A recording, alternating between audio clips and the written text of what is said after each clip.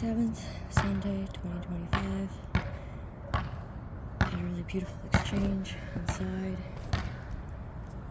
Guide us in spite of us. Guide us in spite of our hurt. And this all stemmed from remembering a room able to fill people with so much love, acceptance, kindness, cherish, nurture. That's a little part of me I miss.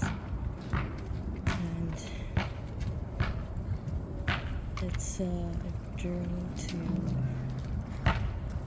be okay talking out loud. Be able to witness the perfectionism that happens inside of my head. Those filler words. And to treat the self as something more of a fluid than I am letting myself down every moment I make a mistake that isn't in character of me. Framing the gift I have, and to speak in the present and be beside myself, not to scold myself for every exit I seem to miss. And I notice that I think of Nicodemus a lot. I think of images of him when, he'd smile kindly, he'd be proud.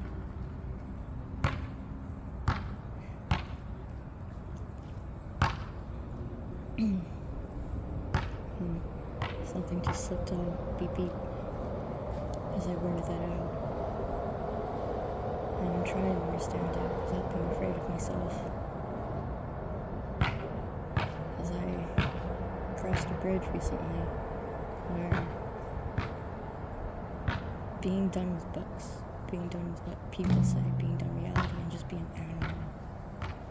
Find the beast inside of me that really reflects the life I lived and the outcome I choose to be.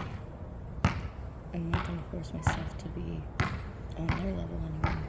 I'm going to be that dangerous presence that knows how to really insult someone. And not flinch, because there is such a thing as people being so grateful for what they have, unless they feel risk, unless they feel insults, unless they feel a talk down that corners them they can't get out. They're not going to notice anything. Everyone's going to be false cheerleaders about everyone's hardships and differences when they haven't even experienced real life. They just feel like they imagine it. That's the thing that gets to me. People imagine the worst things and treat it like it's their experience. And there's a side of me I know, this cutthroat wrath. That's the thing I most relate with. I've been over-understanding in places I forced myself to be because I wanted to fit in and not draw attention to me. That's a work in progress because I'm constantly trying to dodge disappointing myself for saying the wrong thing and tripping over my own ego, where I say something I mean and I lose confidence after, and it makes me look like a pussy when I actually have that life. And to follow up with, the compassion lens, I've lived a life of flinching. But the real people I had to flinch from have been near me in years. So this is a reflex. Because I got hit, I got hurt, I got screamed at, I got cornered, I got blocked, I got deprived, I got withheld, I've got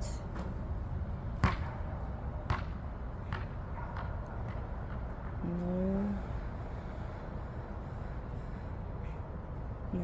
warmth. When I ask people what they did when they grew up, it's just starting to come out. So I have a standard for me, and also a standard I have to live by, to be compassionate despite how angry and badass I actually am. So I got fucked up, and I question my reality in a way that's not productive for me to see and witness.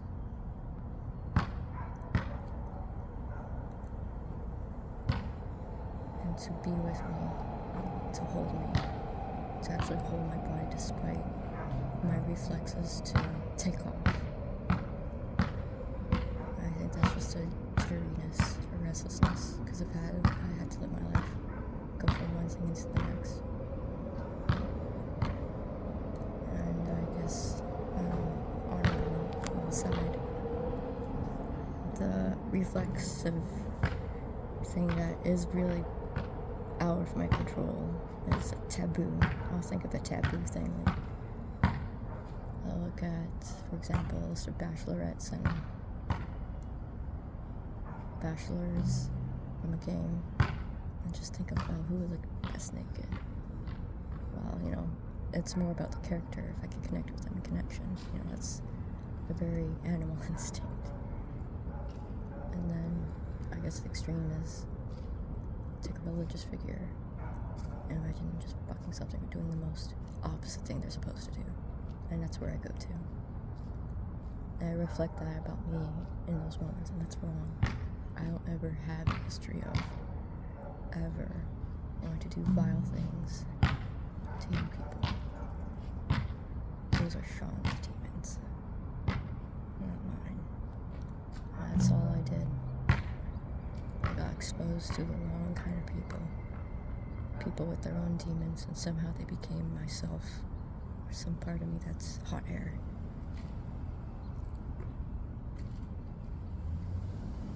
Gary's was never believing in dreams, have stability. Meanwhile, I always believed in him. I never made fun of what he wanted, and now he has it. He got there because of me, my support. He's selfish, completely. See, this is where I notice I want to articulate myself steady, because I have a way of expressing myself that makes the other person less scary, less unreasonable, very rational. It would make someone else go, well, of course I think that in their shoes too. Or you take a position of, they're human. And what Gary did wasn't how you treat a human. Neither was Sean, and neither was Jordan. How they behaved is not how you treat a human.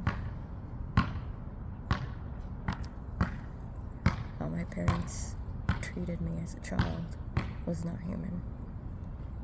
How I was treated in 2023, going to mom with everything, that's not how you treat a human. That's not how you treat a child. That's not how you treat your daughter. That's not how you treat someone, an extension of yourself. And my dad,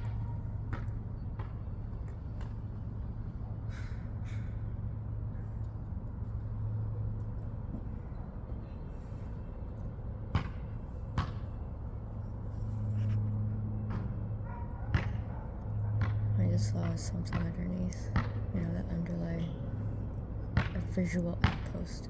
I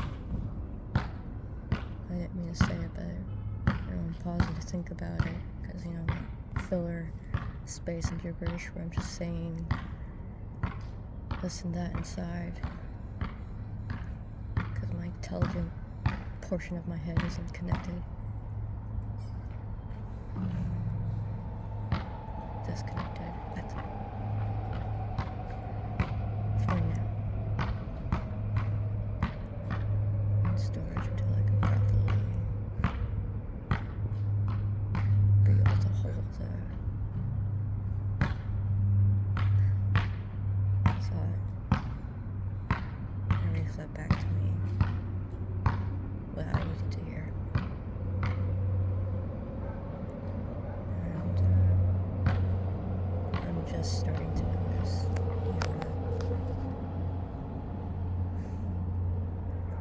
the tactics I used to see, writing post-its in front of me so they could hold that to thought while I continue on. And it all comes together, and it's this incredible feeling that I'm not even connected to fully describe.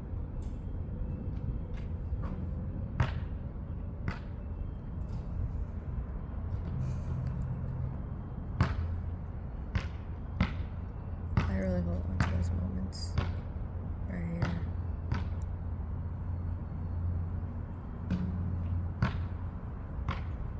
Part of me say,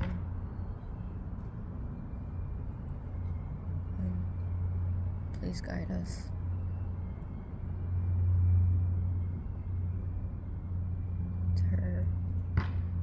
To that beautiful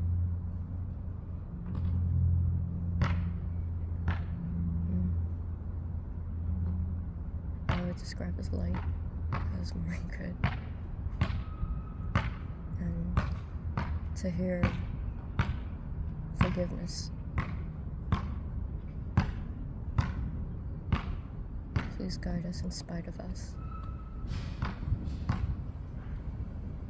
There's such a desperation to seek ourselves out and to move with understanding that this is still me learning. I'm still a singular person learning and witnessing.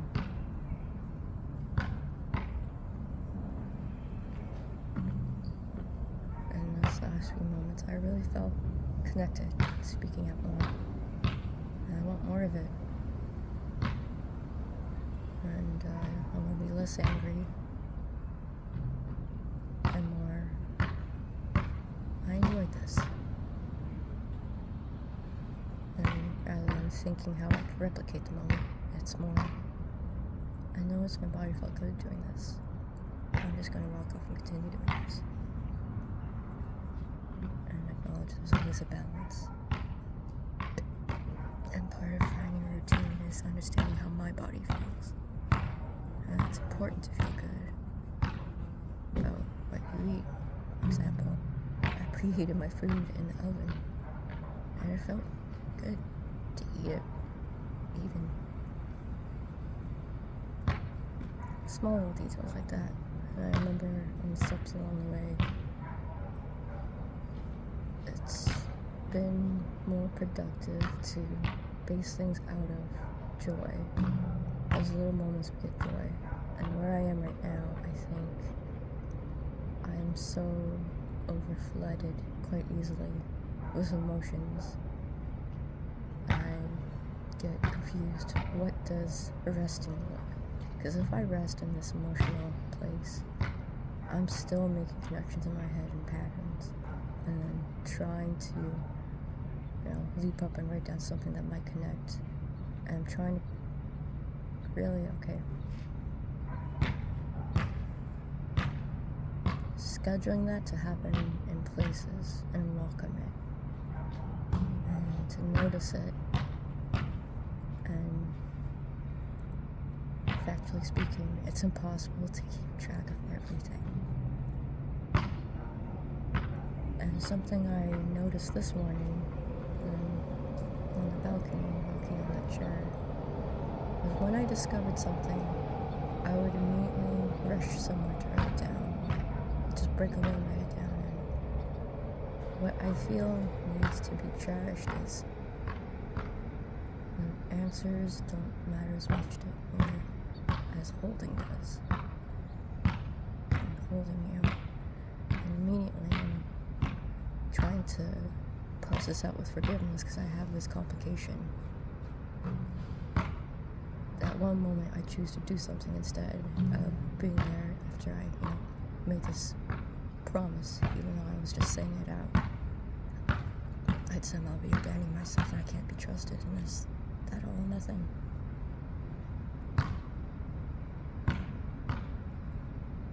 And something slipped out of the list. And there's a space inside of me. I guess it's getting smaller, where I'd say a sentence and any kind of nuance makes familiarity common sense and common foundation just disappear. And it's an animal that can just go with that next nothing burger thought and treat that as a reason to be suspicious of everything. I'm finding a way to word it.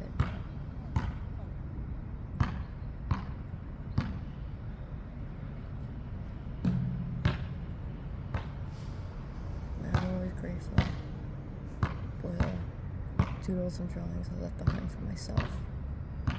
The idea of leaving something behind, pushing. Right now I'm in that storm where drawing is very difficult. Journaling is exhausting. And that's not me. That's seriously not me. That means there's something seriously off. And it's isolating. And it's a matter of learning to be a student to myself and not allow myself to be overrun emotionally.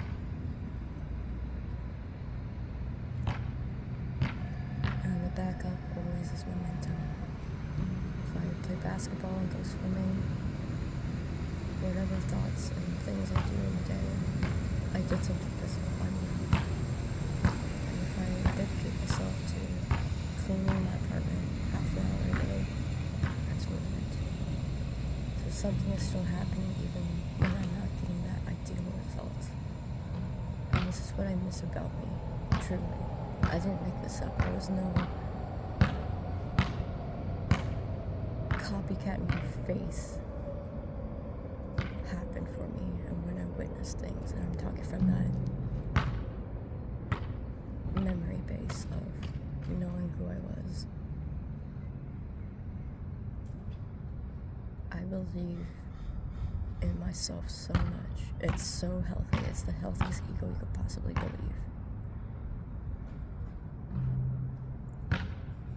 I know doing a little each day proved to me that differences can be made in my habits, can form the most powerful force of nature inside myself.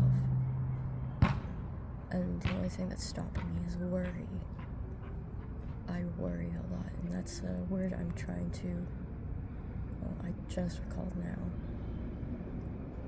And learning my words, and bringing back words I learned from before and bring them inside to the present.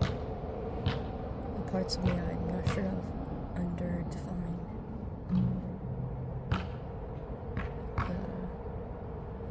Anxiety is worry. The frustration with the lack of skills, burnout.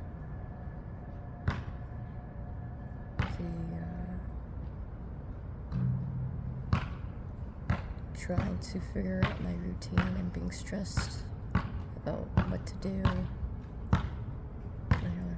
Activating that word spiral practice. I'm gonna have faith and try to catalog these videos someplace, and also have backers so I don't go through that heartbreaking loss of keeping a journal and it just disappearing. Alright.